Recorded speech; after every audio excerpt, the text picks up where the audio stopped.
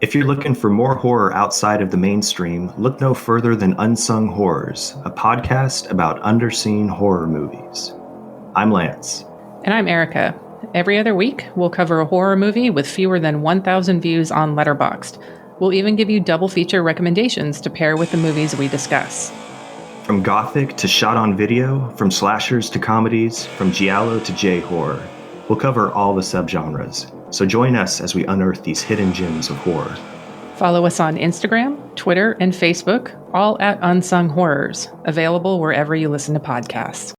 And part of the Someone's Favorite Productions podcast network. Hello, my name is Kevin Tudor, and I'm one of the three hosts of Almost Major, a film podcast dissecting many major indie studios and the films they release. Every week, myself, Charlie Nash, and Bryden Doyle discuss overlooked, forgotten, or bona fide classic indie films via studio-specific miniseries. We've previously covered numerous films from Artisan Entertainment, Lionsgate Films, and New Line Cinema. Titles including The Blair Witch Project, American Psycho, Dogville, But I'm a Cheerleader, Saw, Requiem for a Dream, and Ringmaster, you know, the Jerry Springer film. Anyways, we have a fun time every week and we hope you will join us. Subscribe to Almost Major wherever you get your podcasts. Now proudly a part of the Someone's Favorite Productions podcast network. Cambridge and Sean is a Weirding Way media podcast. Yes, I'd like to send this letter to the Prussian consulate in Siam by aeromail. Am I too late for the 4:30 autogyro?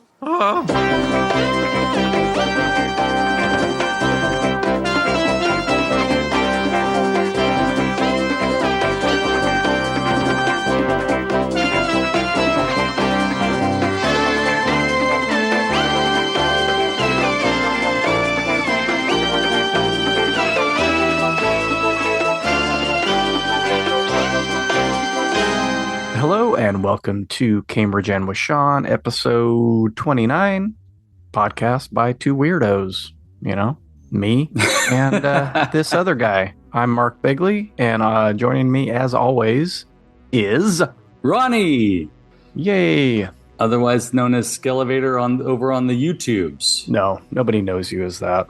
No, it's true. That's a falsity. I look at the watches on my videos. I know very few people know. No, trust me, they're more than we get over here. So, hey. All that's going to change when we do our holiday episode live over on the Skelevator channel. Are negative numbers possible? Yeah, it's going to go down into the negative. Create a vortex on YouTube. I'm just going to say that. We're going to create a vacuum in space. Oh, hey, you got any corrections or notes before we get into what we've gotten over the last month? No corrections, no notes. Although they're releasing a lot of footage from the new Toxic Avenger movie that's supposed to be coming out, and I keep getting a kick out of all of it. It looks like fun. Alrighty. Yeah, that's it. You mentioned on our talk, because we were discussing Happy Meal toys and stuff, that McDonald's should have throwback stores. Yeah. While I was editing it, I'm like, we have a throwback store. Well, we have a throwback store that goes back to the very beginning. I'm hoping for throwback stores of the way it looked in the 70s and 80s. That's what I'm hoping for. That's never the McDonaldland Playland era. Yeah, I mean, we have one of the first franchised McDonald's in Fresno, and they redesigned it, like 20 years ago to look like the original OG McDonald's restaurant. It's still there and still looks great every time I drive by it. Yeah, by the old Arthur's Toy spot. That's right. Yeah. Yeah, and there's no Playland or anything in that one either, but no. I just thought, yeah, we have one. Yeah, it predates the Playland era. Oh, yeah, yeah. I actually but like last month watched the Michael Keaton McDonald's movie. What is it called again? I can't remember what it's called. It kind of was depressing. Yeah, that's what I've heard. I have no interest in that. You know how some movies feel like a stage play? And I don't really like that much. Yeah. And it kind of had that energy. That doesn't sound like a story that should be like a stage play. Like, I can understand Who's Afraid of Virginia Woolf. Yeah, that's a remarkable movie. Oh, yeah. And it doesn't feel like a stage play, even though it takes actually place in doesn't. a house. One other, this is weird. I don't know why I'm bringing it up 2 years later, but this came across my view twice, so I thought I'm going to make this correction for Ronnie. I listened to episode 6 a while back, and that was our ad icon epic extravaganza episode. Oh, yeah. And during that, you were trying to think of local ad icons that we could talk about. And neither of us really could, but you mentioned the Wilkins drive-in in Selma that has kind of a rip-off Bob's Big Boy figure. And shortly after the episode aired, actually, I ran across something on Instagram because, I look at this stuff, and I sent that to you. It came by me again. I don't know. It wasn't on Instagram. It was somewhere else. But that image of that quote-unquote Wilkins figure came up again. It's not a Wilkins figure. It's an A&W figure. Oh, interesting. Yeah, I sent you that back then. I sent you my first time discovering that this was the Burger family for A&W, which they had up until 1974 when they changed it to Rudy the Bear. Right. Rudy the Root Bear. Get it? Root Bear? Root Bear, get it? Get it? Wah, wah. So that Wilkins thing is just, it was an old A&W, and they had the standee and repainted it or whatever.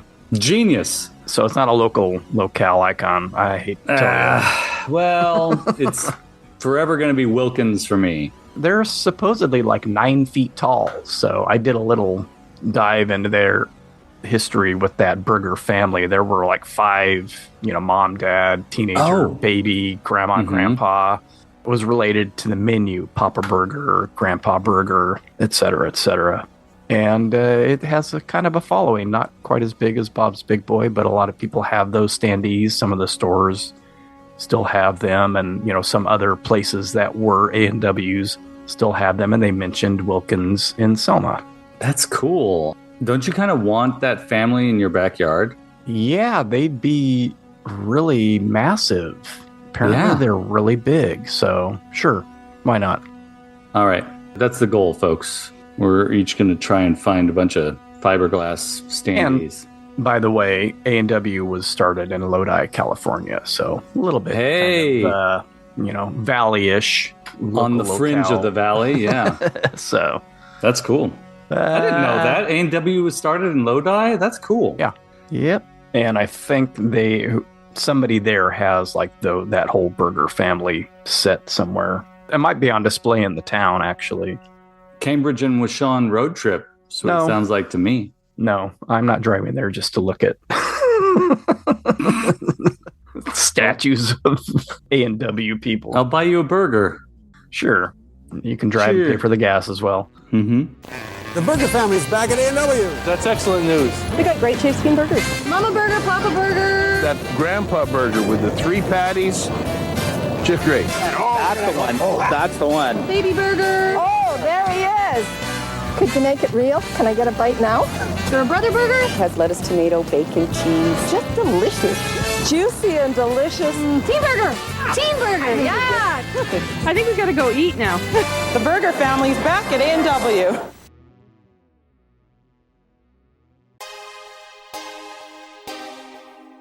The audio commentary. It's a dying art form, but here at One Track Mind, I, your wonky yet affable host Ryan Luis Rodriguez, analyze film through the prism of these embryonic forms of podcasting, one audio commentary at a time. Masterpieces, crapster pieces, live action, animation, cult classics, films literally no one has ever heard of. No track is too small, and no track is too big. Join me and my guests from the entertainment world as we keep these features alive every other Tuesday. Hey, who else is going to discuss Bill and Ted's Bogus Journey one week and Citizen Kane the next? Us, that's who. Sure, you have to put up with my voice, but there's a certain give and take in this industry. That's One Track Mind, part of the Someone's Favorite Productions family, and available wherever you get your podcasts.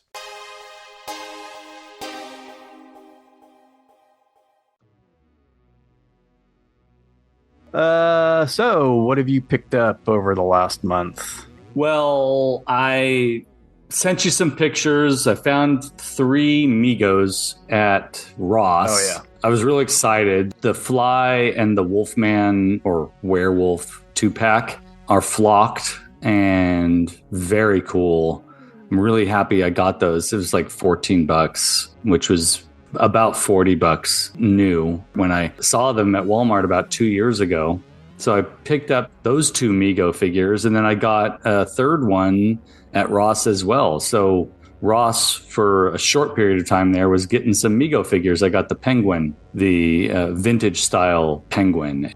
They're all 3 spectacular. They're still sitting on my desk right here. They're very cool. I think that's all Walmart runoff. I believe all of that stuff was exclusive to Walmart. Yeah. Because that Penguin is part of the 50th anniversary set of the original DC superheroes. Yeah. The Penguin's sort of spandex full body suit is amazing. Yeah. The flocking on the werewolf and the flocking on the Fly. Looking through the package, I thought they were the same type of flocking, but the Fly is more velvety. The Wolfman or werewolf is more like prickly. Like G.I. Joe hair. They're just really, really cool. And the face of the werewolf is like hilarious. Yeah, I know I've said this before, but I am not a fan of flocked figures. Yeah, I totally am. Not a fan of flocked figures. A lot of good alliteration. Thanks. I think I like flocked figures because of Panther from Masters of the Universe. The tactile quality of that as a kid really stuck with me. I'm always a fan of something flocked. Yeah, and that werewolf, that was before they were able to lock in the actual Universal Monster licenses. So that's a werewolf from a different movie. Mm-hmm. And I have that original one with the basically wearing what I'm wearing right now. Flannel shirt and cords or something. Yeah, I have that one too as part of our Halloween decor. So this guy is going to look great next to him. What else? And I know how much you love Masters of the Universe, but I got to get into this because it was kind of a big deal. For folks, you can't see this, but Mark's already asleep. On Mother's Day, the family and I went to Monterey, and we were going to go to Point Lobos and go hiking around, but the place was absolutely insane and packed with people. And so we were like, fuck that. And so we drove back into Monterey proper, and after lunch, we went to the antique store that we always go to. Mm-hmm. It's right on Cannery Row. There's a corner, similar to the Clovis antique store, where there's a corner, a toy corner that always has something cool. There's this one toy corner in this antique mall that always has something interesting. Usually the Star Wars stuff is more interesting than their Masters selection, but they're always switching things up, so you never know what you're going to find. And I was looking at the Masters stuff, and right out in front was a Grail piece from many Masters of the Universe collector. There was the original release of Stratos. A very brief run of these had a blue beard instead of a gray beard. This is a coveted item for insane Masters of the Universe fans like me. And he was missing just one. If you're familiar with Stratos, he has arms that have these feathery wing things. And he was missing one of those. But he had all the other... Everything else about him looked great. He had the blue beard. Everything else was intact.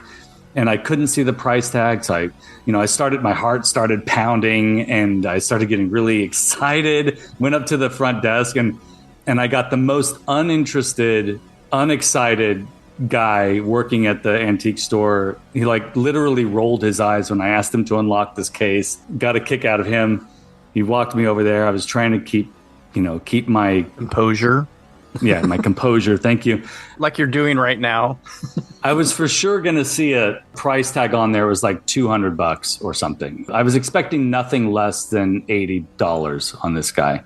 It was very clear they didn't know what they had, because he brought it out of the case and was marked as $20. Oh, wow. I ordered the extra Taiwan wing for his other arm. Got that in the mail for $8 the other day. Now I have a complete Bluebeard Stratos, just to show you. Yay. This is exciting. I don't know. For one of us. It's exciting for one of us, but this is a big deal. And I mean, I was looking up prices online and past auction prices that are absolutely insane. Like $1,300. Oh my God. Then eBay prices that had expired, they were in the $400 to $800 range. And I didn't realize how special this guy was. I knew he was a grail for a lot of folks. Stratos has always been sort of like, I like him, I don't like him, love-hate relationship. And so, yeah, $20, and it really made my weekend. As I'm fawning over this and freaking out in the antique store, my wife and daughters are as far away as they can possibly be. We're going to go look at something else. We're going to go. There's these books over here. We're just going to be hiding in that nook for the next half hour. We'll be at the aquarium. Exactly. I really appreciate them for their patience during that moment, because as with most things that get me excited, I have a hard time keeping it in. Once we got in the car and we're driving home, I did sort of try to keep my excitement at a low level. But yeah, funny. That is funny. Yeah, pretty cool. Pretty cool find. Come in, you royal boob.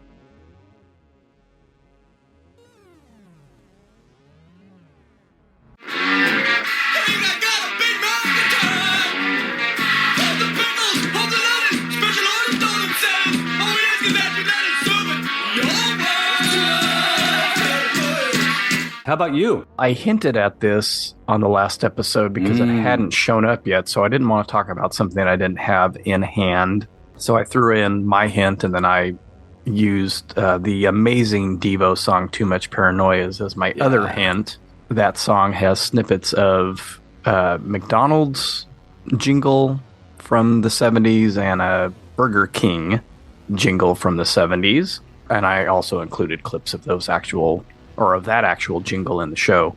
For the ad breaks, I had stumbled on Instagram, of course, an image of a little burger, which I love, anthropomorphic burger. Gotta love and it. I was like, what is that from? Had this real cartoony, bulgy-eyed, big round nose face on this tiny little burger. And I was like, that's amazing. That's right up my alley. And so I clicked on the image, and I can't remember now if it explicitly had the name of these or if it just had the hashtag for Burger King or something. So I knew it was from Burger King because I know I looked that up on eBay. I went there and I just looked up Burger King burger toy. Right. And so all these different things come up. It didn't take long to find an image of one of these guys, then realize it's a kids' meal thing. There was this whole set of them. I sent you a picture of it. Yeah. It looks like the eyes remind me of, what's the other cat? Not Garfield. Heathcliff. They're kind of Heathcliff totally styled eyes. Definitely. So Lickety Splits from Burger King in conjunction with Hallmark for some reason. They all have wheels on them. And now with every kid's meal, you get one of these cool Lickety Splits. The new toy burger, drink, and fries on wheels. Only at Burger King. Where now it's okay to play with your food. So there's 7, I believe, in the set. So I just got the burger and the little box of chicken tenders. Oh my gosh. There's fries, there's a drink, there are breakfast items like the croissant sandwich, the French toast sticks that they do. There's a piece of pie and maybe 1 or 2 others. And all for relatively cheap. And there's an abundance of them on eBay. You can buy sets, you can buy bagged versions. None of them are very much. I just picked that little set. They came together, put it on my watch list because it was $1. It's either $1.49 or $1.99 was the original price. Oh my gosh, that's incredible. And I got an offer to buy it for 99 cents. Oh my God, that's amazing. So I instantly snatched it up. Of course, the shipping was, $5 or whatever. Well, yeah.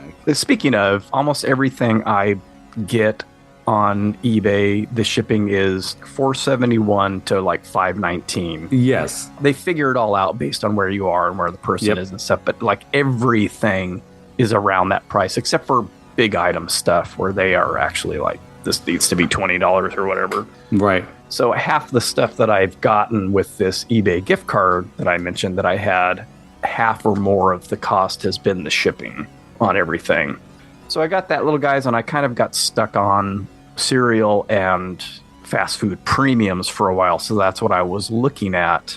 I've had one of these on my watch list for a while, a bagged version of the changeables, which you mentioned getting before. When you buy McDonald's Happy Meal, you can become the master changer, because you'll get a food toy that changes into an amazing robot. And so I was like, I'm not going to get the bagged version because I'm just going to open it. It wasn't very much. It was like $8 or something. I got the Transformer kind, the robot. Yeah, you got a different version. Yeah, there's a couple different versions, and there's dino ones that pop up as dinosaurs. You obviously can't see this. We are comparing our Big Mac changeables. I think I found one that looked like it was in good shape for $4 or something. Incredible. Plus shipping. Oh, it might have even been less than that, actually. And then, like I said, stuck on premium things, and I just keep going back to Freaky's stuff. Yeah, Freaky's. And I'm like, well, what can I get? Because I've got all the figures. I have all of the cars. I mean, I got that set of cars years ago for super cheap. And I recently got the ham hose boat. Mm-hmm. And there's some other little items like the little patches and the magnets. And I'm like, those things, what am I going to do with those? What am I going to do with a bunch of magnets? And put the patches on your jean jacket, buddy. Yeah, I mean, you'd have to actually try and iron it on. Mm-hmm. And I don't have a jean jacket, so... With the program. I was like, well, let me look at the boats, because those are a figural thing. Right. Everything on eBay right now is $30 or more. And I'm like, I am not buying a single boat for $30. There's just no way. So I just kept hemming and hawing and looking at other stuff. I ran into some cars that are from Captain Crunch. So they have very similar cars to the Freaky's ones. And, Count Chocula and all them had little cars, little racers too.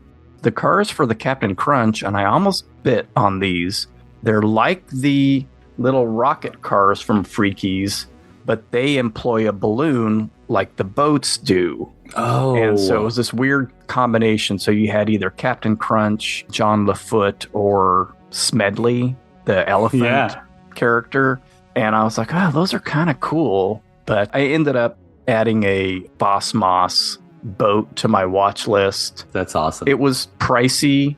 I didn't get an offer. I made an offer for quite a bit less than what they were asking for, and they took it. There you go. This is the big boss. We call the Boss Moss. Make sure you spell it right. Here's a note to people. If you have a gift card and you make an offer, because I made an offer and it brought up the details and it said, you made an offer for this amount. You have a gift card for this amount. It will cost you this much. And I was like, oh, perfect. Well, when the dude accepted my offer, it didn't run my gift card through the thing. It just automatically took my money from PayPal.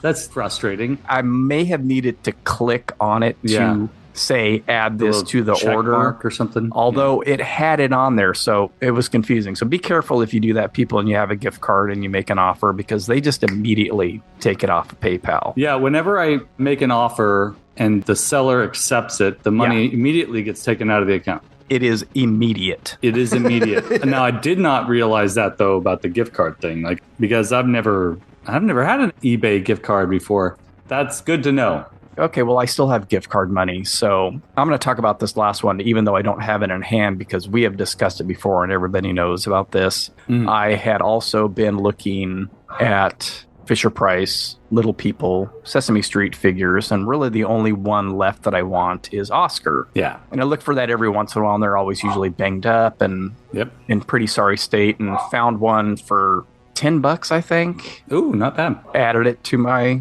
watch list and sat and waited. Got an offer for 20% off. It was just going to leave me with a little bit left of my gift card, so I just went ahead and got it, and it's going to show up on Tuesday after the holidays. The one with the handle, like yours. Yeah, I was just going to ask that. According to the pictures, it looks to be in really good shape. Okay, that's awesome. And that is the one I definitely remember having as a kid. And I thought, yeah, I need to get that one. Yeah. That's all my stuff.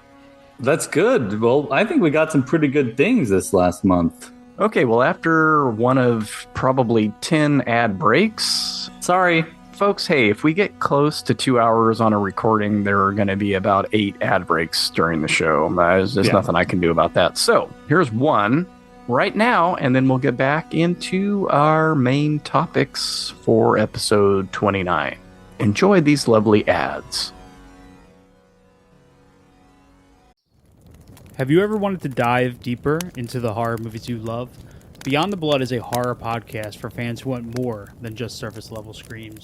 We do deep dives into the movies that shaped us, digging into director commentaries, behind the scenes stories, deleted scenes, and the special features that most people skip.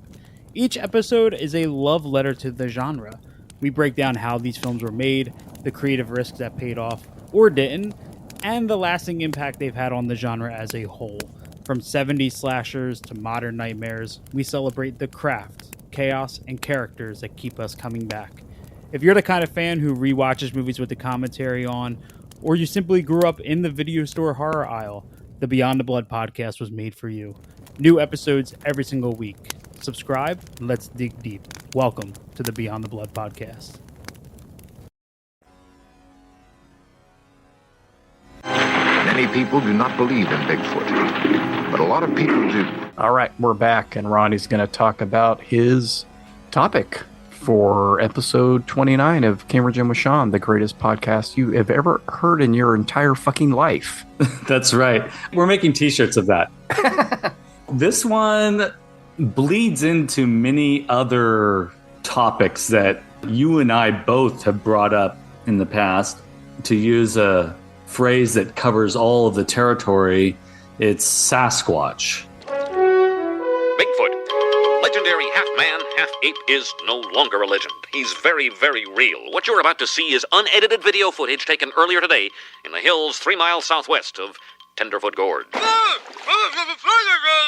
For most of my life, I've been completely obsessed with the idea that there is a Bigfoot creature living in the woods. The idea of there being a Yeti in the colder areas. The idea of there being a giant ape living in the mountains near where I used to live. The idea of a creature like that living out there that is so elusive, so strange, so enormous has always fascinated me. My obsession with Bigfoot, or my obsession with Sasquatch, goes real deep because as a kid, the first time I saw the Abominable Snowman in the Matterhorn ride, he struck such a chord with me that I begged my mom for a poster. I had him hanging on my wall for most of my elementary school years. Can I say something about that? Yeah. You've talked about that on maybe here, but I know on your show, your YouTube channel, you've talked about him. I kept thinking about it. I'm like, I don't have much connection with that. And then I remembered I was looking at something about Disneyland, about the Matterhorn, and I was like, oh yeah, there were 2 ways you could ride it. And I think on one of the ways you didn't see him. And I think I always got stuck on that one way. And that I don't know, actually, but I feel like every time I went on the ride, I saw him. There was a better way to ride it. I know that there was a better way. One of the ways was better. Yeah. And actually, still, one way is better. One way is rougher. So if you're our age, you want to go on the other way, which is less rough. But both ways now definitely give you glimpses. It just could be that I never really paid attention. It could be that. Or it just didn't land with me. I don't know. Yeah. I have no, there's a creature in there? Okay. I know there's a basketball court in there. Quote unquote. Oh, by the way, they finally have shown images of the basketball court in a documentary on Disney Plus. So it actually exists. Oh, okay. It was during I think it was one of the Imagineering docu-series episodes, and Bob Gurr, who was one of the top designers for that ride, basically created the first tubular steel roller coaster with that ride. He takes us up. Tubular. So tubular. Takes the camera crew up into the basketball court. It's not even a court. It's not even a half court. It's just like a hoop. And there's a hoop in there. Yeah. But it's, it's there. All right. So before the Abominable Snowman entered into my young life, I was familiar with the Abominable Snowman from Rudolph the Red-Nosed Reindeer. I knew about Bigfoot footprints that people had made plaster casts of. I don't know how I knew about this. Saw it in a book in the school library or something. Not even sure how I knew about this. But essentially, Bigfoot has been a constant in my life as far back as I can remember, in some form or another. As far back as I can remember, I always wanted to be a gangster. To bridge two of our interests, one of the things that I continuously go back and price check on eBay is the $6 Million Man Bigfoot action figure. Good luck. Yeah, I mean, it never goes below $900. Yeah. It was short-lived. Yeah. As a fan of things like that, like characters played by Richard Kiel, or in this case, it was Andre the Giant, and who was the other guy? Ted Cassidy. Ted Cassidy is the guy that the figure is more based on. Got it. So I guess Andre played in one of those episodes. He played him the first time. It was a 2-episode arc with him, and then after that, it was Ted Cassidy. That action figure is for people like us. I'm sure if we happened upon it, just like I happened upon the Bluebeard Stratos at a good price, either one of us would snag it. It's a beautiful piece of plastic. Just a suggestion. If you ever find one, I would say you'd probably be more likely to find one like at that Monterey antique thing without a chest plate, and it's a decent price. Buy it, because there's a guy that makes a lot of the reproduction parts for Shogun Warriors, and he makes a bionic chest plate. Nice. Bigfoot bionic chest plate. And it looks nice. And I think in this case, there's no sense in holding out for an original. Yeah. Because the chest plates go for ridiculous prices on eBay as well. Right? Yeah, I mean, yeah, for sure. I've been looking at all that stuff. It's insane. There are a few items that just are priced at an insane level. That's one of those things that's like no one's ever going to get. Yeah. He was not around for a very long time, and people know that. Yeah. I don't know how many were made and how many have obviously survived since then and how many have all of their parts. Biff Bang Pow, who dove in pretty heavily into the 8-inch figure market 10 or so years ago, or maybe even longer now. They did $6 Million Man figures, and their Bigfoot is based on Andre the Giant, so I have him floating around somewhere in the house. It's pretty ridiculously funny. It's stuffed. I don't even think they used like a fat body figure. They just stuffed his suit full of stuffing. Yeah. I think I've seen that. Gross, long hair that he had at the time and stuff. It's pretty funny. It's a hilarious design. Those episodes are great, by the way. Yeah, because I was thinking about this recently. I started watching one, and it's just been an insane week, and I plan on going back and watching all of them that I can watch. In 1987, the movie Harry and the Hendersons came out. Right before Harry and the Hendersons entered the movie theaters, before the trailer came out, I mean, I was already actively reading Starlog, was already a fan of Rick Baker's special effects, makeup, and creatures. I was already a huge fan. So Harry and the Hendersons was one of those movies like Batman where I was actively trying to seek out information way before it came out in the theaters. And we know how difficult that was at that time. Starlog and other magazines of that ilk were excited about it because of the special effects makeup, creature design for this guy, and how advanced the animatronic style articulation of the face paired with the actual person being under all of that makeup and those contraptions, and who, by the way, was Kevin Baker Hall, who also played the Predator in Predator 1 and Predator 2. when I was talking about Kevin Baker Hall to my friends back when these movies were coming out, nobody knew what the hell I was talking about, but I knew who Kevin Baker Hall was. Harry and the Hendersons came out, and I was there. We had a little movie theater up in Oakhurst. I'm pretty sure that I was there the first weekend that it launched. Absolutely loved it. It's still one of my favorite movies. Our daughters and us, we've watched that movie several times. They enjoy it, they enjoy Gremlins, they enjoy Harry and the Hendersons, and they enjoy Young Frankenstein. If that's if that's it, that's good. Actually, also the original Star Wars trilogy too. I feel pretty lucky in that regard.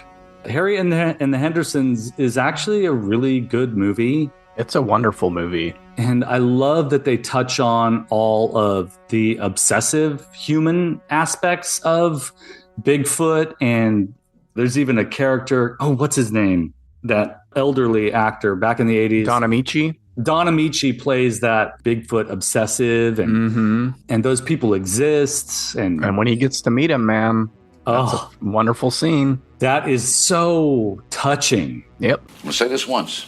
I'm going to say it simple, and I hope to God, for your sakes, you all listen. There are no abominable snowmen. There are no Sasquatches. There are no big feet.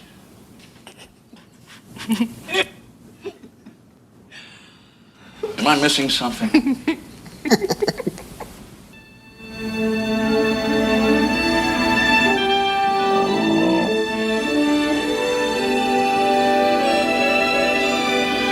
Oh, Lord God. Dr. Wrightwood, say hello to Harry.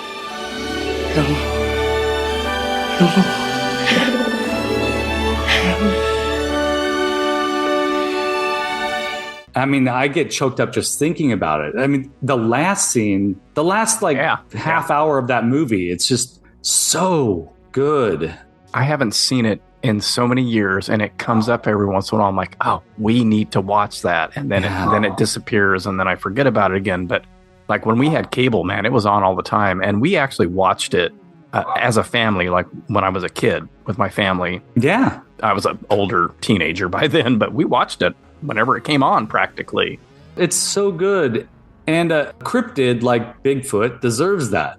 You know, there are other movies about other cryptids, and usually there's too much of a... There are a lot of Bigfoot movies out there. There's a lot of bad ones. They're all horror movies, though. Yeah, most of them are horror movies. I've sat through a lot of them. Yeah, I've sat through a lot of those. A lot of really bad ones. I still haven't seen the Sasquatch movie that came out recently with... Who's the kid who played Lex Luthor in the newer Superman movies?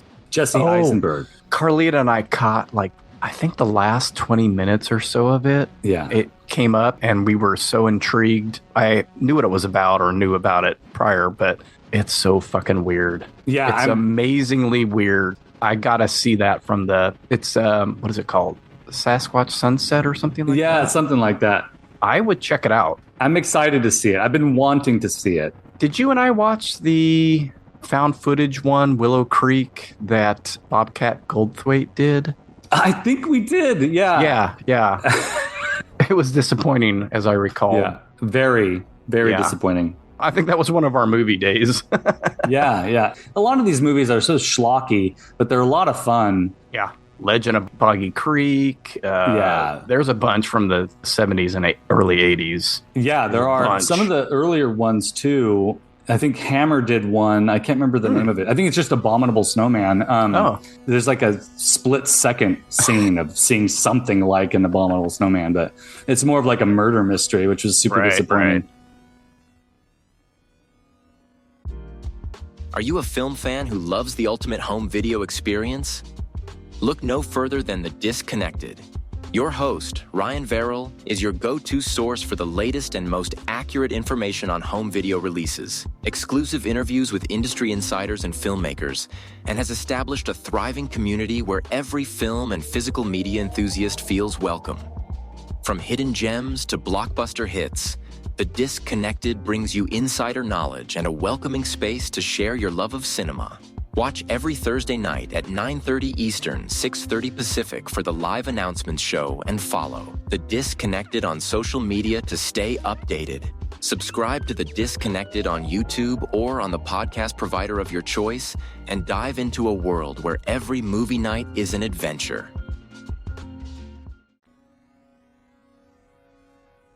Back in 1951, the famous Himalayan explorer and mountaineer Eric Shipton came across some huge footprints in a high snowfield that looked as if they'd been made by some kind of giant ape. Shipton's Sherpa companions had no doubt about what had made them. A yeti. An abominable snowman. Every once in a while, when we're planning the next episode, I get a little scared. Am I going to be able to think of something? You should have a list of topics. I do have a list that you refer to. I do have a list that I have a hard time keeping up with, but I do every once in a while, something just pops up in the zeitgeist, and it's just like, oh yeah. So right now, actually just launched, is the 70th anniversary of Disneyland. There's all this new merch popping up. A lot of the merch is based on more vintage Disneyland stuff, which is right up my alley. Anything after the 80s is not that interesting to me. Yeah. Everything between when Disneyland opened up in the late 50s all the way through the 70s and mid 80s is always going to be interesting to me. Yeah. Because the Abominable Snowman was added to the Matterhorn in 78, I was sort of secretly hoping there would be the Abominable Snowman's name is Harold. That's what people have named him. I was hoping there'd be some Harold merch, and lo and behold, they released a beverage container of Harold. And these popcorn buckets and beverage containers right now are insanely cool. They're just like big toys, often with an electronic feature of some sort. It's kind of crazy. It is crazy. I mean, it's kind of crazy how much they are too, to be honest. Even if you just go to a local movie theater and get a popcorn bucket there, the prices are like, I saw this pop up and they updated Harold in 2015.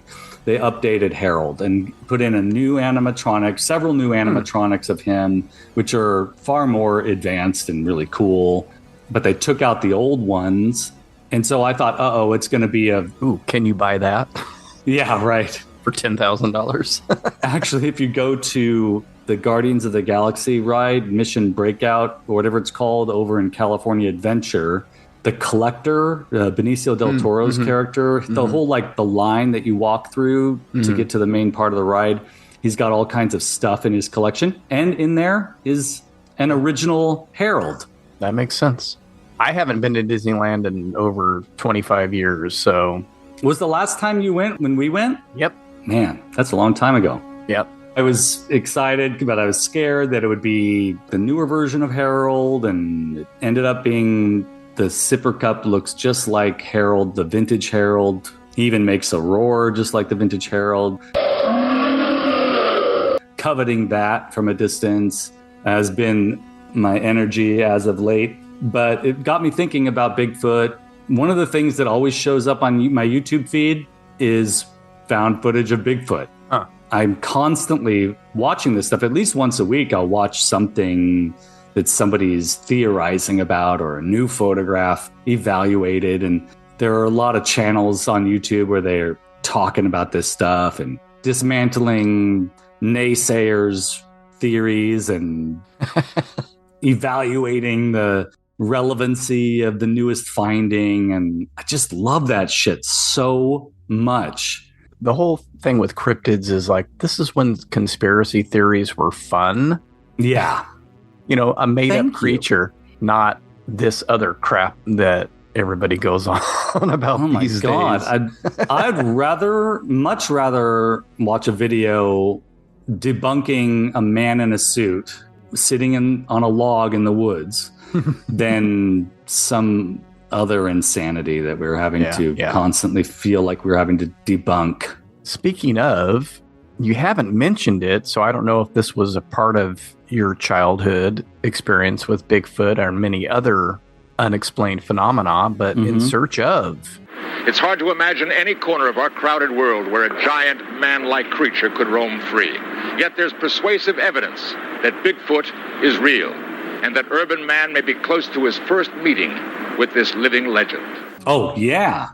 Come on. In Search Of, Unsolved Mysteries, even episodes of The X-Files, anything pertaining to cryptids always gets my juices flowing. I just heard an odd sound, and it's Bigfoot. If I'm not mistaken, in the original opening for In Search Of, he was one of the prominent figures shown. Yeah. That famous footage of the striding Bigfoot. Actually, Bigfoot is not featured in the opening credits of In Search Of. The striding Bigfoot footage has been debunked, but new theories believe that the person debunking it was just trying to get attention or something. Apparently, analyzing the muscle structure of that creature, it's impossible that that's a person in a suit, all kinds of stuff. To be honest with you, I'm a skeptic. I get excited about ideas, but I'm basically a skeptic about everything unless I can see evidence of it right in front of me.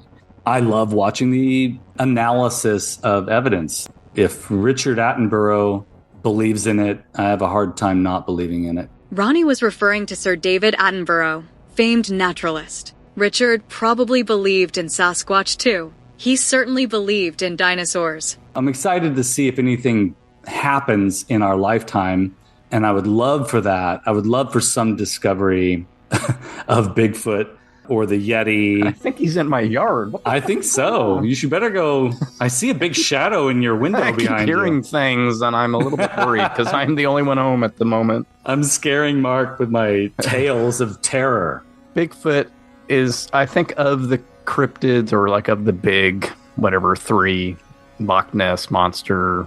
What would be the third one? Bigfoot. Chupacabra, maybe? Yeah. Aliens, I guess. Aliens. Those aren't really cryptids. I think Bigfoot is the most fascinating to me.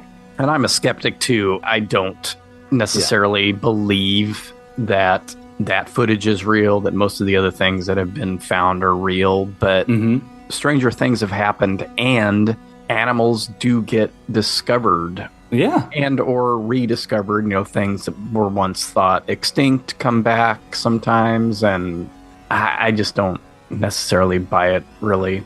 New species are being discovered all the time, as you said. And I think the part that's difficult for me to swallow as a skeptic is how everything is just either found footage, like super sketchy trail cam videos, and same thing with UFOs too. Like everything has to be this shaky camera, low resolution footage of something that could easily have been made digitally, especially in today's day and age. And then the old footage of Bigfoot's always a snapshot where it's blurry, or somebody's crappy video or 8mm footage. It's surprising that there hasn't been any other evidence of this that's been more tangible. I'm always going to hope for it. In the meantime, I love diving into Bigfoot stuff. I will watch Harry and the Hendersons every year. I will watch those videos on YouTube. Sometimes I'll just look up the sounds of the Matterhorn ride just to hear that original roar, because it's slightly different now. I get excited about Rudolph the Red-Nosed Reindeer when it comes on, mainly because of the Abominable Snowman. Bigfoot is a big part of my life. As a kid, obsessed with King Kong, it makes a lot of sense that a giant ape-like humanoid creature would be living out in the woods. When I was living in the Oakhurst area, people talked about, maybe thought they had seen one on a hunting trip and stuff. Another thing that I go back to on occasion is that when I moved out to New York, I decided to take the trip with Amtrak. I didn't get a sleeper car or anything. I couldn't afford that. So I just took the 3-day trip on the train, sitting in a chair, which was difficult in itself. But one of the things that stuck out to me was that there was one day where the entire day we were going through wilderness. That's an entire day of vast wilderness. I saw this one scene where I saw an elk and above it was a hawk. Like, it was like, how do you see that? It was like a painting. It was like one of those T-shirts, you know? Right, right. Seriously. And so I was thinking, like, there's got to be... never wear. that, yeah, neither one of us would ever wear. I was thinking, like, there's got to be stuff out there that we just haven't seen. When you think about the vastness of the oceans, you think about the vastness of the forests, my imagination just goes wild. I love anything like that gets those wheels turning for me, and Bigfoot is certainly one of them. When you have these pop culture references to Bigfoot that are just so cool, Yeti, Sasquatch, Bigfoot, it's hard to just try and move on. I feel like Bigfoot will always be of interest to me. That's my item. Cool. Very cool. What you got on your agenda, Mark? Well, we'll find out about that after this next break. Actually, before we start up again, did you try and watch the Harry and the Hendersons TV show that started in 1991? I don't think so. I doubt it. It was not good. Just wanted to throw that out there. It didn't last very long. It was not very good. You can watch episodes on YouTube. All right. Check that out, folks. As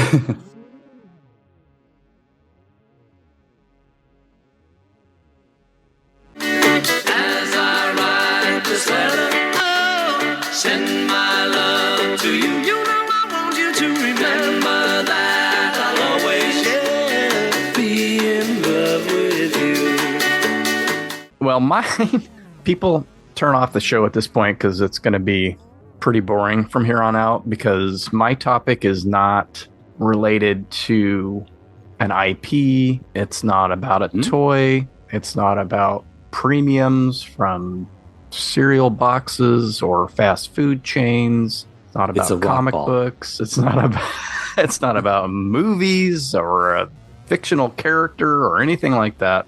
But this came up, I think, shortly after we recorded our last episode, just because of me waiting for these lickety splits. Yeah. And there was sort of a delay on them, and that always frustrates me. And I have brought this topic up in that regard on this show numerous times before in passing.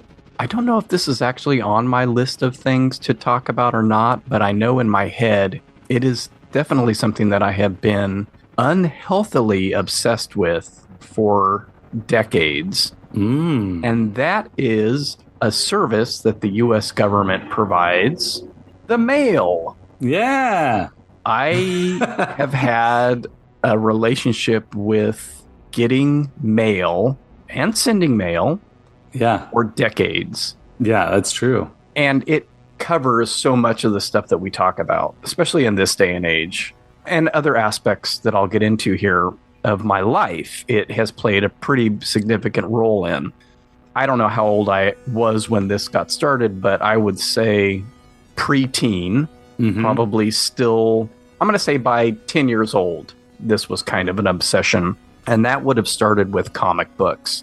I mainly got comic books at Christensen's Market in Sunnyside on the corner of Kings Canyon and Clovis. When we would go to the library, we would go to Christensen's, et cetera, around there. In that Christensen's Market, behind the registers were the comic book racks and the magazine rack and, the spinners for the comics. So I would always go over there while my mom was buying the stuff and look through the comics and occasionally get one. Would do that pretty frequently, and I'm sure there were some other places that I would pick up a comic. I think at that Country Boy market I talked about in regard to where that Long Strugs was. I have memories of also getting them there, probably in 7-Elevens and other grocery stores. But at some point, I convinced my mom to let me get subscriptions to a couple of comics. And I know over the years, so probably between like me being, I'm going to say 9 and maybe 12, but probably stopped by the time I was 12 or before I was 12. Pretty sure I had subscriptions to The Amazing Spider-Man, The Invincible Iron Man, and The Avengers. So at that time, when I was a kid, comics were 35 cents a piece. So if you're looking at, I'm assuming, 12 issues a year for most of them, that's what, $5 or something? Yeah, that sounds about right. Let me calculate that real quick, actually. Beep, boop, boop, boop, boop, boop. And I'm sure $4.20, so not even $5, may have gotten a deal. It may have only been like $3.50 to get a subscription for a year. And I may have had them all. I don't know if I had them all at the same time. But anyway, so that was sort of my first like, oh, something should be showing up soon. Mm-hmm. They just came in the little manila envelope mailers. That's where it started, that anticipation of getting something that I really wanted. And I'm sure there were times when I would go to Christensen's and see, oh, there's a new Spider-Man. Why don't I have it? And then get that anxiety of like, did it get lost in the mail? So this would be the recurring theme for me for the rest of my life. So the other things like ordering, which I've mentioned at some point, ordering from the little ads in the comic books, the novelty things. X-ray specs. I'm pretty sure I mentioned this story on there. What I wanted was the bald cap. I was fascinated by the bald cap, and I wanted one of those and tried to order one with, I think, a couple other things, and didn't get the bald cap. So that was one of those like, oh, this can be disappointing. Yeah. The other aspect about ordering from that stuff in those, either in comic books or magazines or catalogs, was you had no idea when you were going to get the fucking thing. Right. And it would always say, allow 4 to 6 weeks for delivery. I mean, it could take literally 2 or 3 months before you got what you ordered. Sometimes half a year. Yeah. If your order made it to them, if... et cetera, et cetera. So I ordered some novelty items out of a comic book ad at one point, didn't get the bald cap, and they were like, sorry, out of stock. And they either gave me a joy buzzer or the snakes in a can, the pink little can. But I don't know which one of those I actually ordered and which one they swapped out, because I was interested in the snakes in a can thing. I can tell you that. So that extended waiting was a part of life as a kid back then. If you ordered something, the other thing I remember ordering, which I have talked about because I've talked about this band as one of my obsessions, was from the Devo catalogs that they included in their albums on their inner sleeves. And once again, ordered multiple items off of that, and don't think I got everything I ordered. And also it took forever to get it.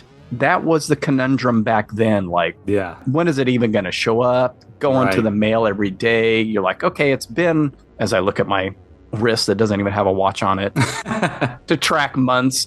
Okay, it's been a month. Maybe something will show up. Constantly going out to the mailbox to get it. I mean, literally an obsession with getting these things. Yeah. And I think part of it is like a validation of yourself. Like, I'm receiving it's special. Getting something in the mail is like getting a present, right? Even if you ordered it for yourself. You can identify with this, I'm sure, but every day when the mail shows up, I'm curious what's in it.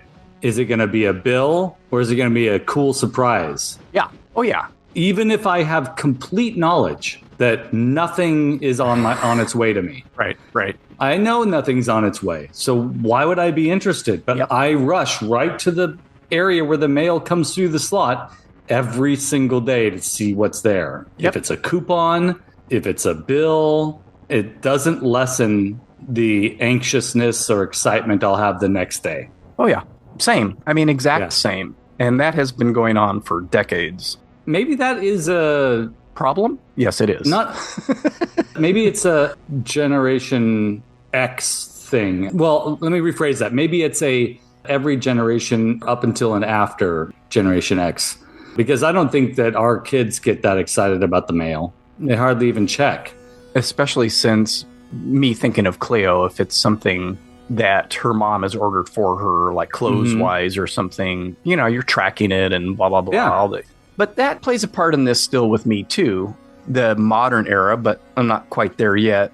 I think the subscription idea became really popular in my mind because it's like, oh, well, I know I can get something every month. I'll have something. Yeah. And so after I got rid of comic books and that started being a big draw for me, I had quite a few magazine subscriptions over the years. Rolling Stone, Spin Magazine, different surfing magazines.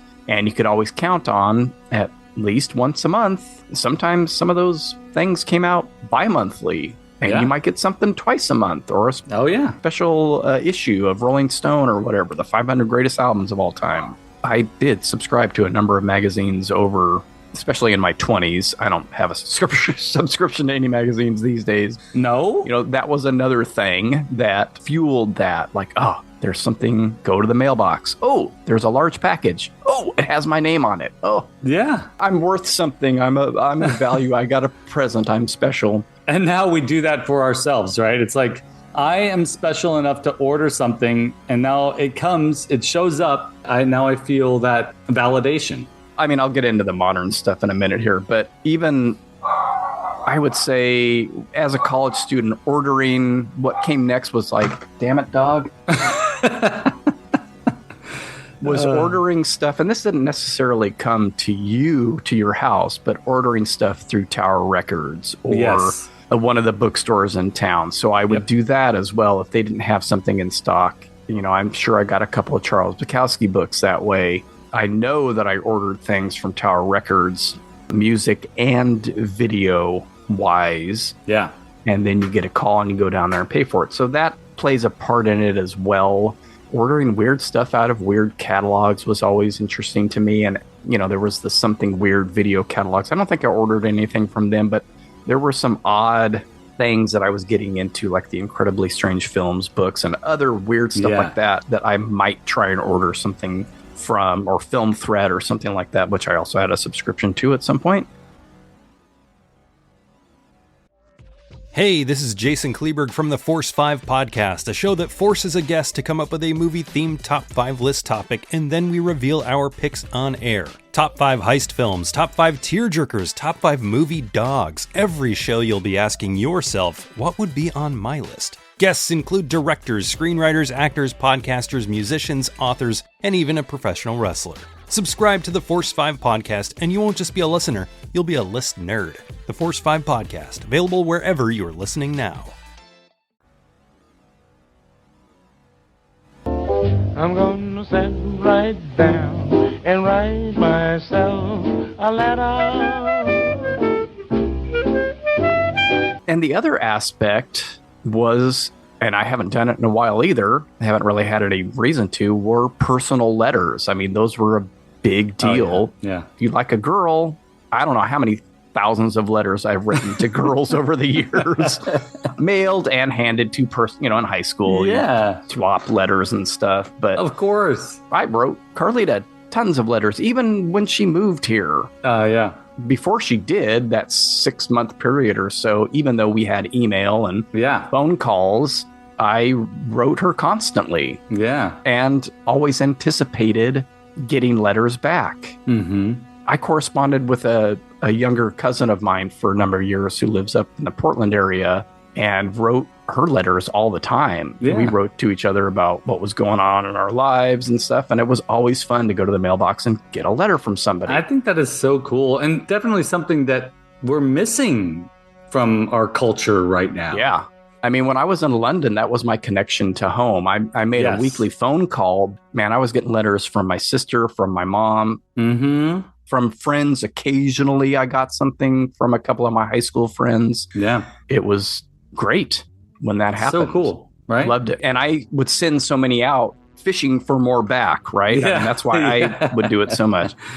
And I would have to say that the mail, getting and sending mail and packages and things I have to admit to this, played a major role in my own writing and my own publishing. Yeah. Getting an acceptance letter from some rinky-dink small press magazine was always a kick. Sending the poems out, all that stuff revolved around the mail. That's why I got the P.O. box. Well, I got the P.O. box because the mail at Normandy Village where I lived was really, really shaky. They wouldn't pick up mail if there was nothing to deliver. They wouldn't stop and see if there was something to go out. And that's frustrating. I was doing the magazine at that point, and I was sending out poems at that point. Mm-hmm.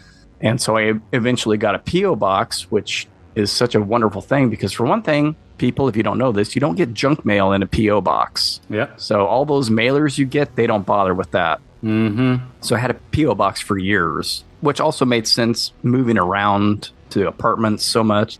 I need a steady address so I'm not constantly changing this. It made getting packages easier because they just leave a little slip in your box and you go right to the front and you pick it up, etc. Easy. Don't have to worry about people stealing from your front stoop. Right. Yeah. So the other thing, when I was in my 20s, the whole Bukowski thing, and I had discovered this guy creating this small press magazine called Shore, which was all devoted to Bukowski. And the guy had a bookstore in Ojai. And so I ordered some books from him. And one of them is that really oversized photo book called Horse Meat. Horse Meat, yeah. And so it was shipped to me. And I believe this is one of the first things that like I had to drive to the post office to pick up because it wouldn't fit, obviously wouldn't fit in the mailbox. Right. Probably had been insured by him because it was not cheap. No one was home when it was delivered. So, or when they attempted delivery. So got a slip. Whoa, what's this? I had to go down to the post office that served us when we lived over in Sunnyside. And that was on Tulare and Clovis Avenue. And I always hated that post office. That whole thing of picking up packages became a deal. And when we moved over by Bullard High School, our branch became the one that was across from Shanghai over there on Griffith? No, not Griffith. I can't remember what street that's on.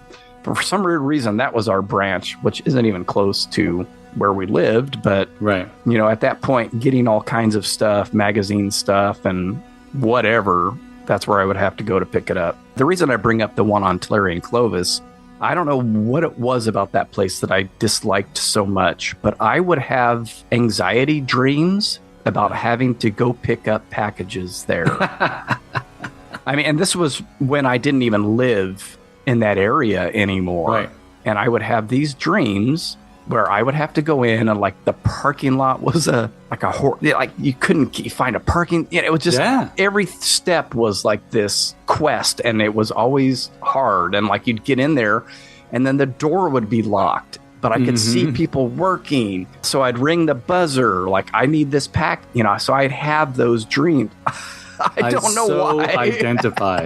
Yeah, that's funny. And then the other dreams I had, which were the nice dreams, and this, again, even though I wasn't living at this house anymore, I think I dreamt about the house on Madison for most of my life until maybe within the last 10 years. If I have a dream about being in a house, it was always my childhood house. So I used to have these dreams where I would go out the front door, walk down the sidewalk, and along the street because we didn't have sidewalks along the curb where we lived out there, or walk across the grass to the mailbox. And it would be stuffed with all this writing and publishing stuff. There would be these big, massive envelopes from Black Sparrow Press. Yeah. With this stuff that no one else knew about. Or like these undiscovered Bukowski poems that he was going to let me publish. Yeah. Or magazines that I was being published in. I'd have those dreams and then I'd wake up and go, oh fuck, man, that wasn't real. Oh man. I would literally dream about mail and I would dream about the post office. So if that isn't an unhealthy obsession, I don't know what is. I actually think it's a healthy obsession, and I think it's an obsession of almost a bygone era. People our age are perhaps the last generation that understands what it was like to submit to journals through the physical mail. Yeah, I guess that doesn't happen anymore, huh? To get physical rejection letters in the mail or acceptance letters in the mail, to have subscriptions to physical magazines, all of that brought me such joy too. Now everything that I submit to journals is done predominantly through an online platform called Submittable. It's not the same. Yeah. The cool thing, you know, for an obsessive like me, the cool thing is you can like check the status of it. Right. Like you can check the status of a shipment now, you know. Right. By the tracking numbers and stuff. Oh my God. And while you were talking, I just checked on the status of something that I ordered for my wife just to see, like, is it on its way yet? Has it been shipped out yet? You know, I can totally identify with this obsession because I feel the same thing. As a kid, I would have dreams of things showing up in the mail too. And it's exciting. I remember there was like a back of the Ghostbusters cereal box mail away thing. Like you could mail away and get like a cardboard replica of the Ghostbusters proton pack or something like that. Right. I gave my mom my allowance or a few bucks that I gotten for my birthday or something and said, hey, can you order this for me? And that thing never showed up. I don't know if it was even ordered, but there's that waiting and that anticipation. It lives in a weird place. It's like torturous, but also pleasurable. Yeah. It's strange.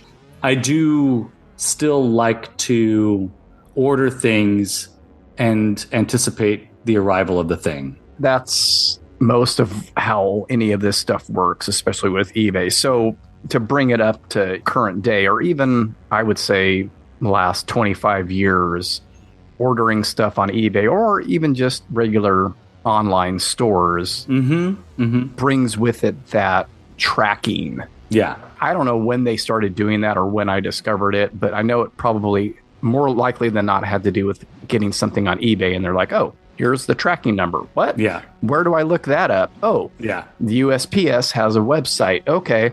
And of course, it's gotten much more advanced over the years when before it was just like, I don't even know if it would tell you something had shipped. It just might tell you like, oh, well, it's in your town now or some whatever.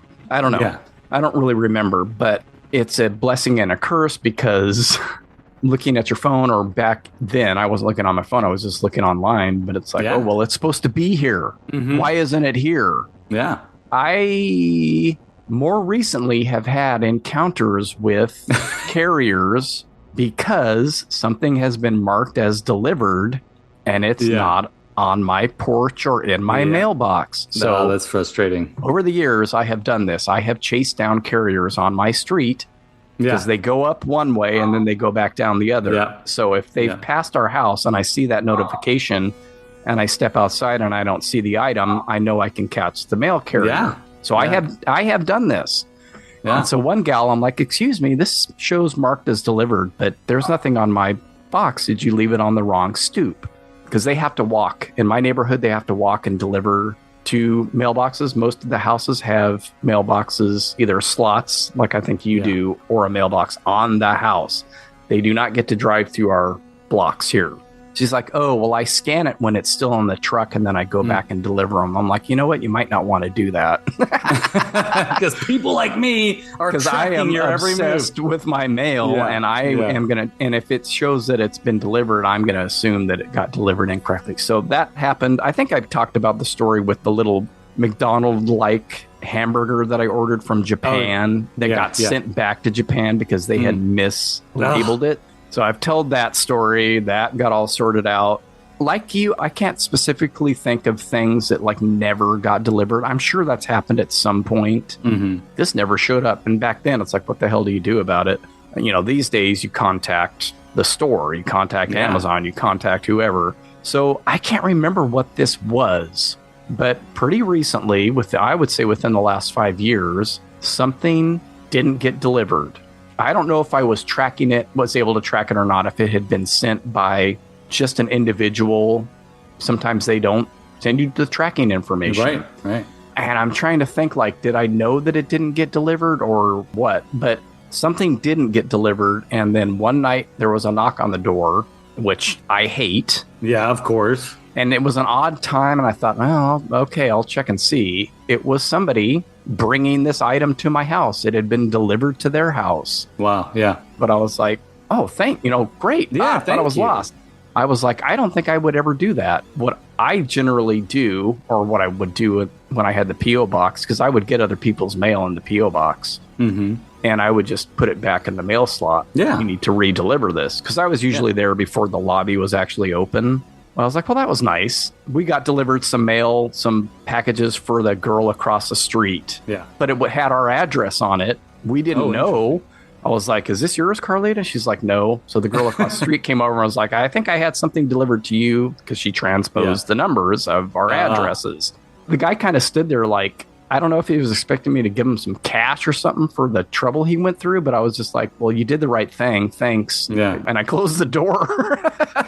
What does he expect? I don't know. It seemed like there was a pause there. Like, yeah, he was expecting more than the thank you that he got. Aren't you going to invite me in for dinner? Because like I say, I probably would have taken it to the post office and say this was misdelivered to my house. I wouldn't track it. I wouldn't go to somebody's house to try and deliver it for my own safety reasons, to be honest with you. That was nice of him, but odd. The tracking thing, like you said, it's a blessing and a curse. Like the other day, I was expecting something to show up in the mail. It was the Stratos wing. It was in Fresno. So I can always tell when it's at the Fresno Distribution Center because it shows up on tracking. It's like, oh, good. That means it'll be here tomorrow. Or it's usually the next day when it's at the Fresno Distribution Center. And then I check the next day and it's in Visalia. Yeah. No, I've had those too. How did that happen? Yeah. But I'm sure that happens all the time. We can watch it now. You can almost watch the tracking in real time now. That's what I mean by blessing and a curse, because I've had the same thing happen. And also you see the stupid paths that they take when they go from LA to San Francisco. Like, you flew over me, you fucking idiots, or you trained by me, or whatever, trucked by me, or vice versa, or this Boss Moss boat. I'm not sure what happened with the tracking. Like, it went from this person has created a label to all of a sudden being in Colorado. And there was nothing in between. Yeah. So it skipped a bunch of steps, and then it didn't have an estimated delivery date either. And I was like, well, when the fuck is it going to show up? The lickety splits were late. And for why, I don't know. I'm like, is there a holiday on Monday? Because they were supposed to arrive on Saturday and didn't. Yeah. And then it said they were going to arrive on Tuesday. And I'm like, well, what's wrong with Monday? They're here. They were here in Fresno. They just didn't go from the distribution center to my branch. Yeah. If we sound like crazy people, folks that are listening, it's because we are. This drives me crazy. We pay close attention to the details. And when you pay this much attention to the details, you're going to find yourself disappointed. And frustrated and anxious. And it's not a healthy thing. I'm definitely not saying it is. This is not a healthy situation. And some people order something and they just fucking forget about it. I mean, this is how Carlita is. Like, oh, something showed up. And I'm like, well, you weren't expecting it? You didn't know it was going to show up today? What are you talking about, crazy woman? You were tracking it every 15 minutes on your phone? I'll walk in with a J. Crew package and she's like, what is that? And I'm like, don't ask me. It's for you. Oh, that finally showed up. I'm like, what do you mean that finally showed up? Aren't you tracking its every move? You didn't know it was going to be here today? Woman, that's crazy. It's good to know we're not alone, right, Mark? Yeah. And I know it's not just the two of us. When that first popped into my head after we last recorded, I was like, well, this is sort of great because it is one of the more unhealthy obsessions that I have. Yeah. It has led me, like I said, to chase down mail carriers. It has led me to go to branches and go, where is this fucking package? Mm-hmm. When the tracking wasn't so spot on, it's like, it's here somewhere. Yeah. Can you go check the back for me? That kind of crap. That's idiotic stuff. They hate you for it, for making them do I'm that sure. extra work. Yeah, well, I had it out when I had my P.O. box at the Tower branch. I had it out with those guys a couple of times about stuff. Like, oh, Mark Begley's back. No, well, what they did was, and this was something for Carlita, they left the slip in the wrong box. Oh. And that person went up and accepted the package. Oh. And left with it. Ugh. And I was like, well, that was real fucking bright, guys. Mm-hmm. That's dumb. You're not gonna check to make sure it's the right person?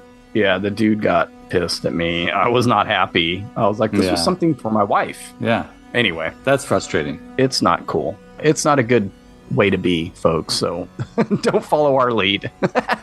In this automated society we're living in, it's so AI driven now that it's hard to differentiate between what is and isn't. There's still people working jobs and there's always room for human error. That is the way it works. And if they start delivering the mail via AI, you can kiss getting good information goodbye. Mm-hmm. Not good. It could be delivered to God knows where and be like, well, that's what the address said. It's like, no, it fucking didn't. Yeah. All right, we'll take 5 more breaks and come back with Ronnie's. I think Ronnie's doing a local locale, this quote unquote local locale. That's this right. Episode. So we'll see what the hell that's all about. when, I don't know what kind of ads you guys hear. Dildos or THC stuff? I have no idea. Both. If you get political ads, I'm sorry, because those are the worst. Sorry. Yeah. All right, we'll be back. So take a letter, Maria, address it to my wife. Say I won't be coming home, gotta start a new life. We'll take a letter, Maria, address it to my wife. Send a copy to my lawyer, gotta start a new life.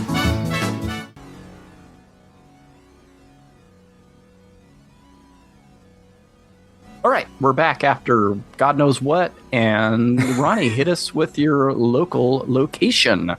All right, so my locale for today, I gathered all the information for this right from that AI entry on the first page of my Google search. Just kidding. Actually, there's a book about this crazy endeavor. It's associated loosely with my Bigfoot and Disney obsession. It blends the two a little bit, only because this is a local locale that does not exist. It could have existed 60 miles outside of the Fresno area, up in the mountains, is a place called Mineral King.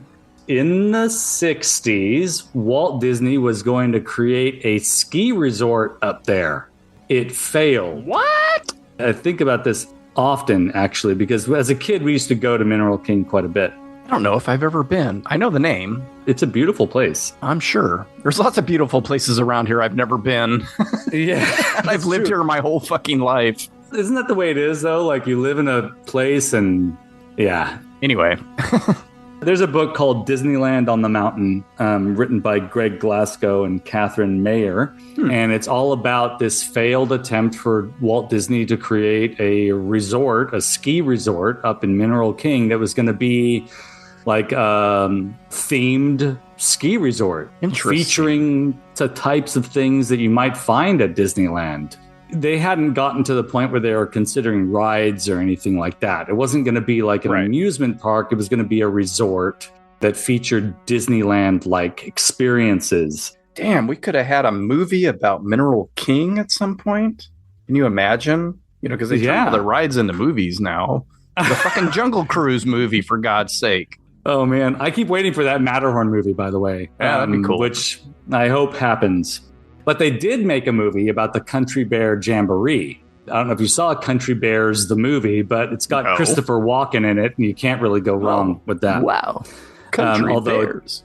It's pretty bad, but the Country Bears are all like animatronic suits, essentially. Oh. It's crazy.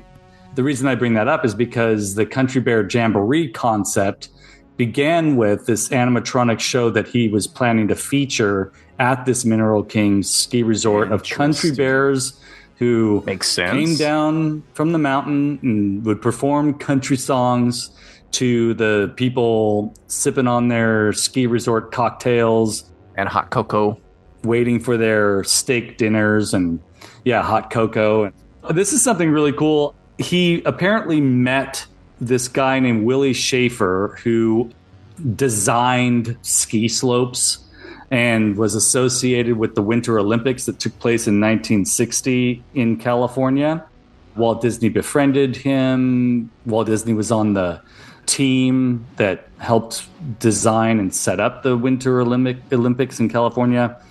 And they picked Mineral King right here in Central California as the location for this. Isn't that weird? Since, Big Bear they're skiing. Big Bear's right there. Exactly. Like it's right. It's actually closer to Anaheim than it is to Los Angeles. Maybe not. It's triangulated, but yeah, it's amazing that he must have been up here and gone skiing. He was a skiing enthusiast. I mean, we do have good skiing around here, but there are places closer to LA. Yes, and like you said, Big Bear is one of them. But maybe he chose Mineral King. Mineral King does get more snow than Big Bear, so that's probably why.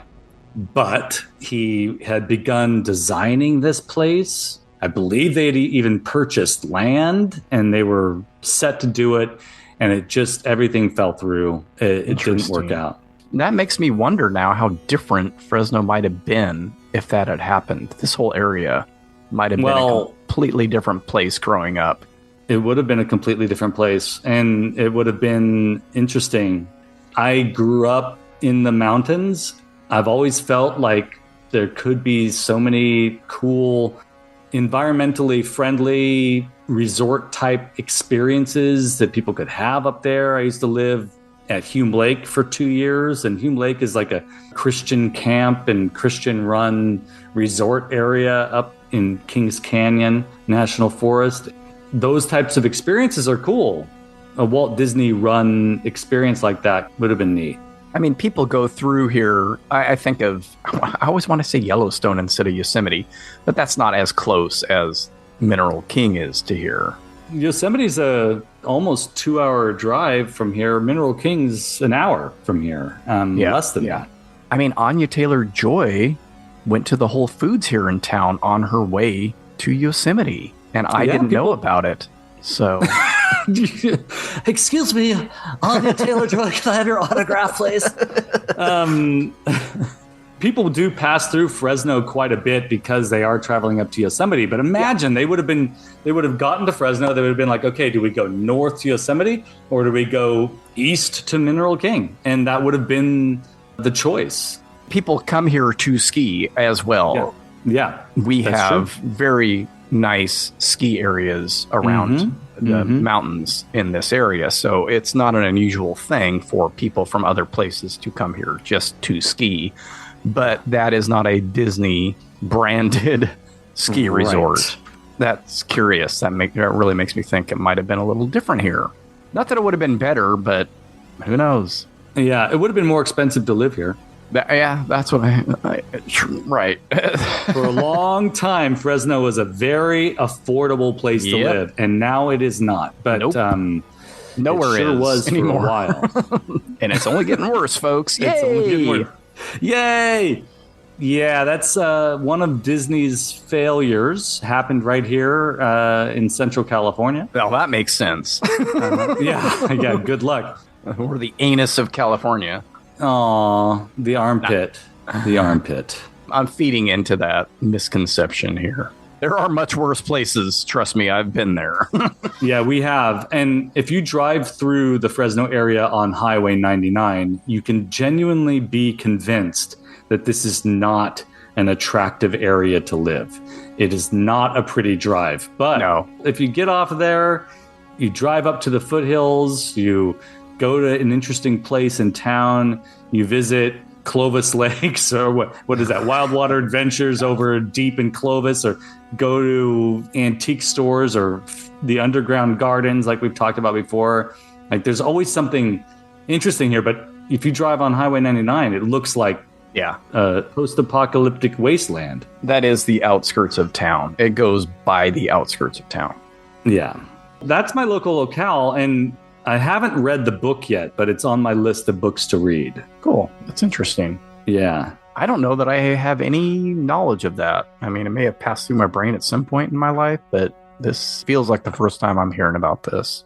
It's pretty neat. Yeah, it is. If you come to the Central Valley, folks, definitely visit Mineral King. It is beautiful up there. It would be a different place if it were Disneyfied. So I'm kind of appreciative that it's not, because it's absolutely gorgeous. Definitely visit that location. All right. I'm sure we'll have another break in here at some point, and then I'll come back with my little item for this episode. So see you on the other side. It's a country bear musical jamboree.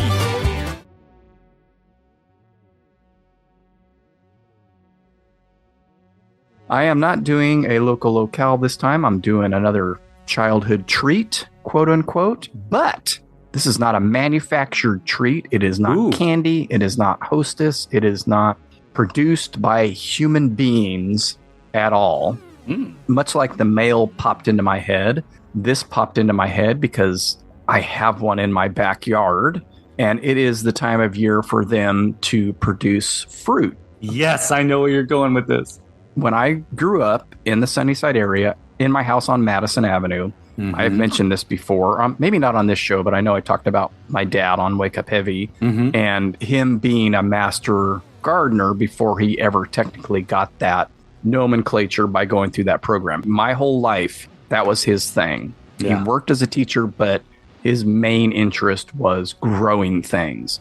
At that house, we had a very large backyard that allowed for 2 greenhouses and a garden. That's cool. It was a massive, massive backyard. But I believe something that existed when they moved in before I was born and was there the whole time we lived there was a loquat tree. Oh, I love that you're talking about this. You know, over the years, like I said, we had gardens. I got in trouble, or didn't get in trouble, but he grew carrots. We would go out and pick the carrots and wash them off on the hose and eat a carrot. So I was looking for carrots one time when I was a little kid and pulled up all the tomato plants looking for carrots.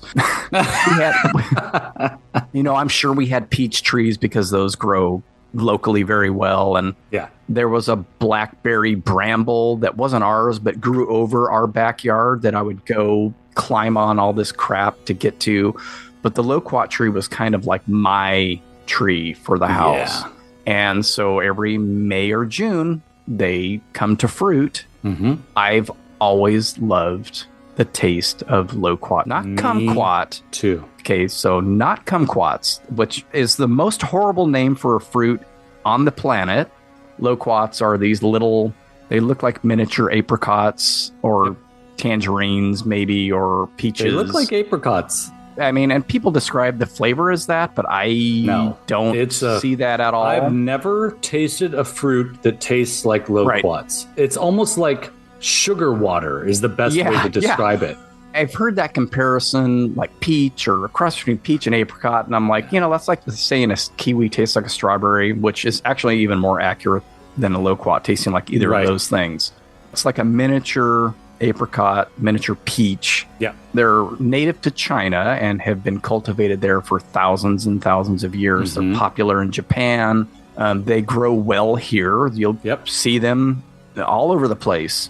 The reason we have one is my neighbor, my direct neighbor, her neighbor, so 2 houses down from me, they have a loquat tree in their front yard, and it butts up right against her driveway.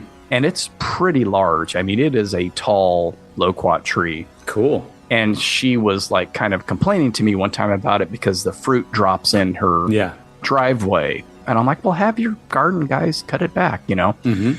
And so I was like, told her I love them and I've always loved them since I was a kid. She's like, well, take as many as you want. And so I took some, shared some with Cleo. And then I'm like, oh, we have the seeds. So we planted one. Nice. Grew it on our patio. The tree must be like 15 years old now. So grew it on our patio until it outgrew the pot. I planted it in the backyard. I think it started giving fruit maybe 5 or so years ago. Maybe it's been longer. So every year, I'm like, I start looking out after the blooms. And then I start seeing little groups of green. And then they turn yellow and kind of a little maybe deeper orange. And so I saw some this year and I was like, oh, let me go check and see if they're ripe enough yet. Because I like underripe fruit, especially tree fruit like that, like plums. I prefer underripe, even though they hurt my guts. So I went out there and there were only 3 bunches on the tree. You know, we've had quite a few before. We've had like more than we could eat. And I'll always go and pick a few. And one year, I don't think we had any at all. And then one year we had quite a few, but they all got decimated by birds, squirrels, and bugs, which is fine. I don't mind things eating them.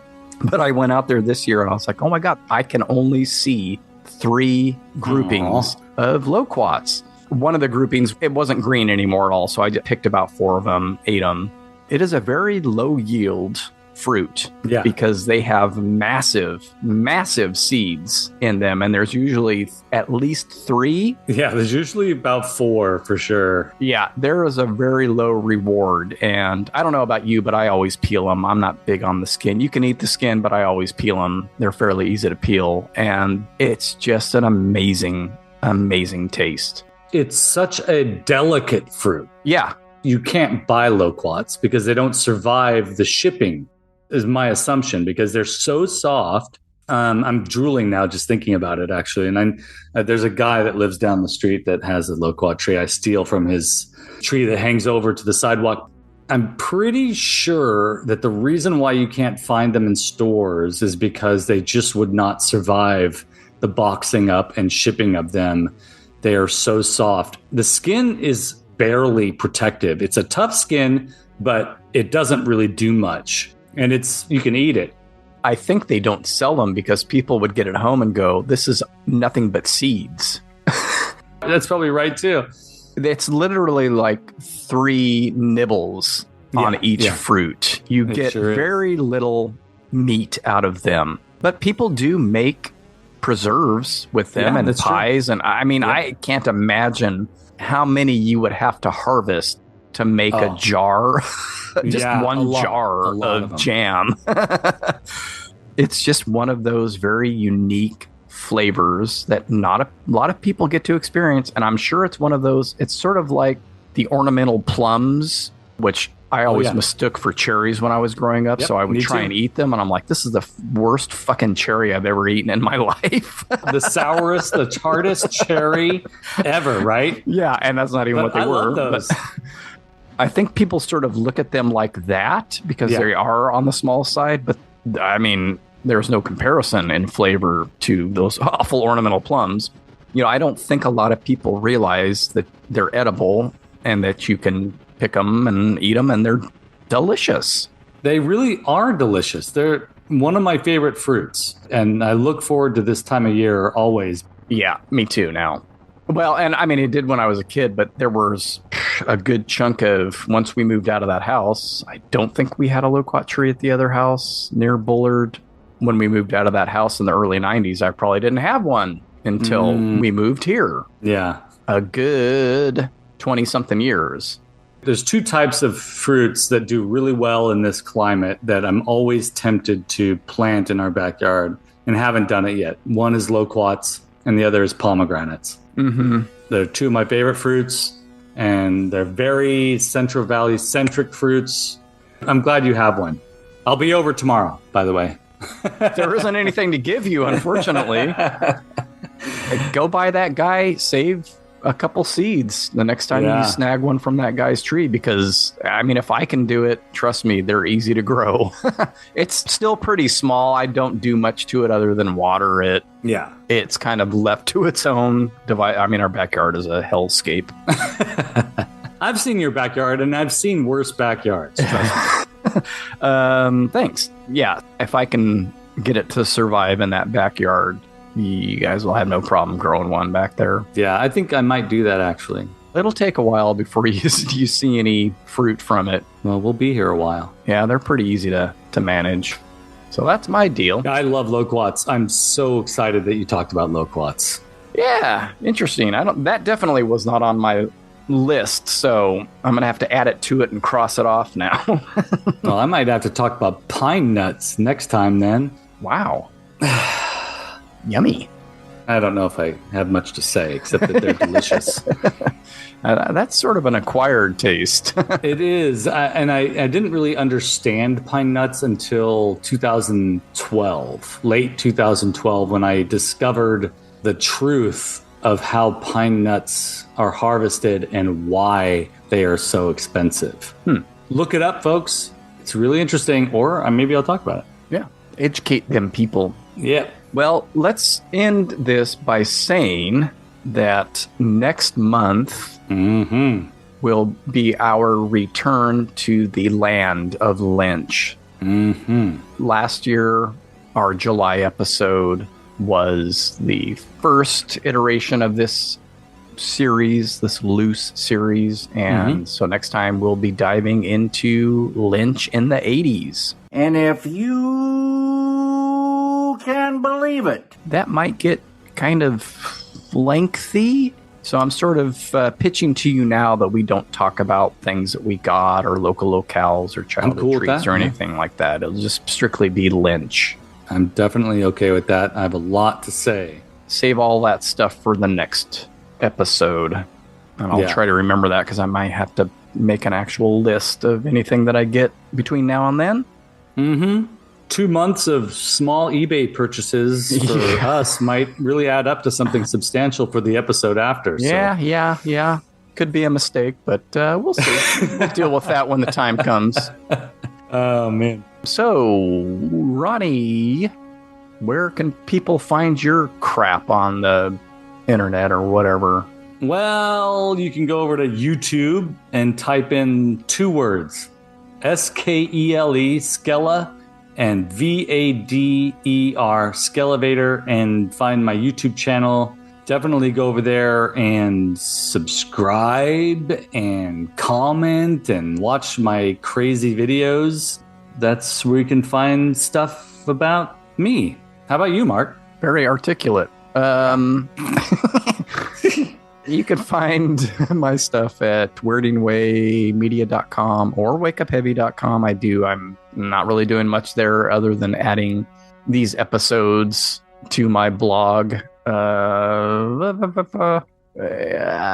on all social media as @wakeupheavy. So you can check that out. We have a Cambridge and with Sean Instagram. You can check that out. Oh, yeah. See images of the things that we talk about before we do our big end of the year YouTube extravaganza. Oh, I don't think we've talked about that yet, so people aren't going to know what I'm referencing. Or maybe we did. I don't know. I can't remember. I may have been brain addled at the time we talked about that. We hinted strongly at some things. I think we did mention actually the change that we were going to make. Yeah. I'm excited about gathering images for today's episode because there's some interesting visual treats that we discussed today. I'll send you pictures of all the mailboxes I've ever had. How about that? Do you have pictures of them? No. That would require me driving down to my old, which it wouldn't even be the same mailbox anymore, I'm sure.